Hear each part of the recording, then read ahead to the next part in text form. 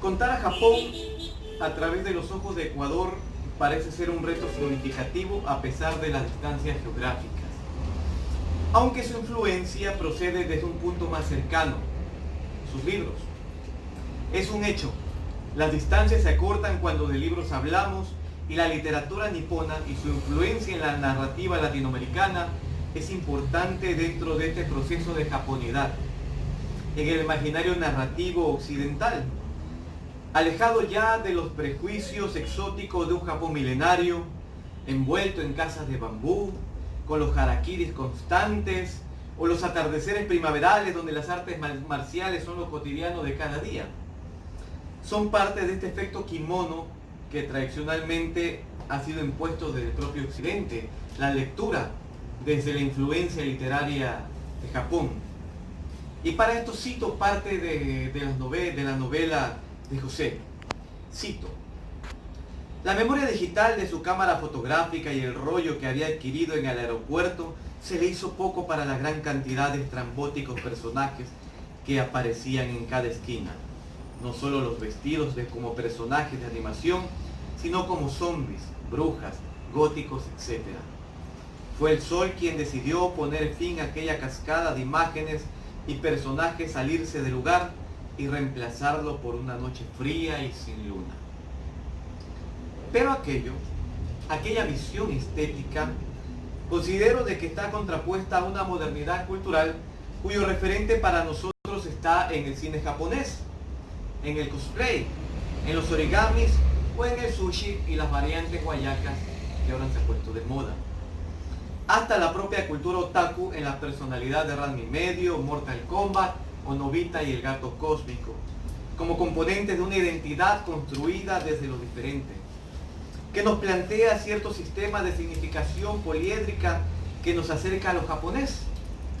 a aquellos imaginarios comunes que posiblemente tenemos dentro de un universo simbólico cargado de experiencias colectivas que las conocemos como tradiciones, como aquellos inventos, ¿no?, que lo denominaría Hobsbawm como un producto de un imaginario histórico de evocación al pasado para legitimar nuestro presente, y que está muy ligado a la percepción de Oriente que los latinoamericanos tenemos hoy, en virtud de un legado eurocéntrico traído desde el siglo XIX y difundido por el cine y los relatos milenarios que se confrontan con el Japón de las transformaciones tecnológicas actuales, con ese Japón de los grandes edificios y de cierta bonanza económica, donde las calles de las grandes ciudades, los bares y las plazas nos interpelan a la otrora tradición. Nuevamente cito parte de la novela que hoy José la está lanzando. El anciano sonrió, marcado más sus arrugas, y empezó a contar la historia tal como su abuelo se la había contado cuando el anciano era joven. Hace mucho tiempo, hace siglos, cuando Japón no era más que la unión de cientos de pequeños reinos y los dioses convivían con los seres humanos, un dragón monstruoso llamado Yamata no Orochi, con 8 cabezas que lanzaba fuego, hielo, vapor, agua, lava, rayos y ácidos. Cada cabeza comenzaba en un cuerpo, pero finalizaba en 8 colas distintas, y aquel ser se aterraba a pobres aldeas y reinos exigiéndoles un sacrificio de 8 doncellas cada luna llena, los más afectados. Shinjuku Blues, novela de José Núñez del Arco de la Cuadra, considero de que nos habla de las variantes de la identidad dentro de su obra. Su adaptabilidad en Japón, pero con la nostalgia de la cotidianidad de la ciudad-puerto como es Guayaquil. Esa ciudad que nos habla del encebollado mixto de pescado y camarón en medio de una tonada raramente de blues, que a veces es inentendible que tiene que ver el blues con el encebollado. Como mutación también de los sentidos y de la convivencia personal que aún deambula, o podría estar deambulando dentro de la obra, por la avenida 9 de octubre y la rotonda, como un limbo que lo fragmenta entre la muerte de sus padres y la incertidumbre de volver. Entre la atormentada niñez de Kenji y el entramado crimen organizado japonés, conocido como Yakuza, producto obviamente de una economía capitalista sumergida en la industria del sexo, el tráfico internacional de niños, la pornografía, que cada una de estas cosas son impuestas como una forma de terrorismo oculto a través de la explotación carnal y la violación de los derechos humanos que se aprovechan de la pobreza infantil y la marginación social. Cito: cuando ves a un gángster japonés no es como en las películas. No siempre puedes adivinar que un hombre o mujer es parte de ese mundo criminal. Pero cuando lo dan a conocer, esa persona debe rogar que lo consideren su aliado, porque un enemigo de los yakuza no es algo para tomarse a la ligera, ya que la mayoría de ellos son expertos en venganza y negocios. Es parte de su código y está marcado en cada centímetro de su piel, en aquellos intrincados tatuajes que pocos han visto fuera de los clones criminales de aquel país, ya que ellos están pendientes de ofrecer servicios con alta rentabilidad monetaria, como la protección, la quieran o no,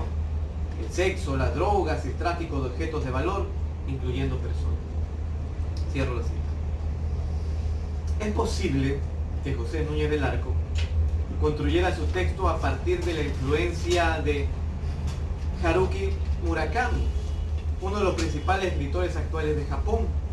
criticado obviamente por los textos con un bagaje pop y occidentalizado que rompe con la tradición literaria japonesa, con ese efecto Kimodo que nos habla de una tradición que probablemente ya no es parte de aquella cotidianidad de Japón, pero que hoy en América Latina y principalmente en Ecuador la vemos como algo normal o como algo que se mantiene aún, ¿no? ¿Por qué? Porque las situaciones que pasan Jen frente a Kenji nos muestra una ciudad psicológicamente oscura y brutal, donde converge una realidad deprimente a los ojos externos que contrasta con la mirada externa que se tiene de Tokio y de Shinjuku,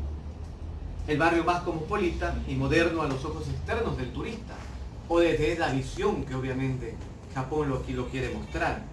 Una ciudad de luces de neón, de rascacielos, de miradores y de almacenes, donde la vida nocturna es una suerte de ruleta rusa, donde la distancia se ha marcado como un agujero profundo en el alma. Considero además de que el libro de José es un libro geográfico. ¿Por qué geográfico? En estos días yo a él le pregunté si él había conocido, si él había estado en Japón, y él me comentó sus experiencias de cómo se genera esta influencia. Creo que parte de estos textos no solamente tienen una connotación psicológica de entender los entornos, porque los libros nos plantean aquello, nos plantean una realidad que probablemente puede ser divergente o subjetiva dependiendo del escritor, pero también dependiendo de quién la puede leer, ¿no? Y probablemente en cada obra existe unas variantes de significados o significantes en los cuales nosotros nos sentimos partes pertinentes del entramado narrativo de un texto. Como de igual manera nos sentimos muchas veces influenciados o creemos ser parte dentro de nuestro imaginario en los cómics. Pero considero de que el libro de José es netamente geográfico, porque su texto no solamente maneja desde el entramado psicológico para tratar de entender todo ese encuentro que está por debajo de un Japón mediático, un Japón turístico, sino que nos plantea aquella cara de Japón no conocido, aquella cara muchas veces invisibilizada, donde se maneja la pobreza, la miseria, y donde frente a eso también hay historia, donde también hay personajes, donde también hay anhelos, desilusiones y también una esperanza que yo considero que está dentro del texto, no solamente con el campo que trata de abrirse al entrar en Japón, sino también con esa posibilidad de un posible retorno que al final de la obra lo plantea. Pero principalmente el tema geográfico pasa en hacer un examen minucioso, no solamente de la situación probablemente como ciudad dentro de los entornos arquitectónicos de Japón, sino más bien desde la posibilidad de adentrarnos en esa geografía de cómo desde el extranjero lo miramos y cómo quienes son extranjeros son vistos al interior de una ciudad sumamente llena de contrastes. que tal vez si nosotros lo tratamos de plantear de las actuales circunstancias en que se maneja nuestro país, tal vez esa carga migratoria podría también tener respuestas en esta obra. Así que yo espero que también ustedes los puedan leer y también ser parte de estos análisis que considero que son pertinentes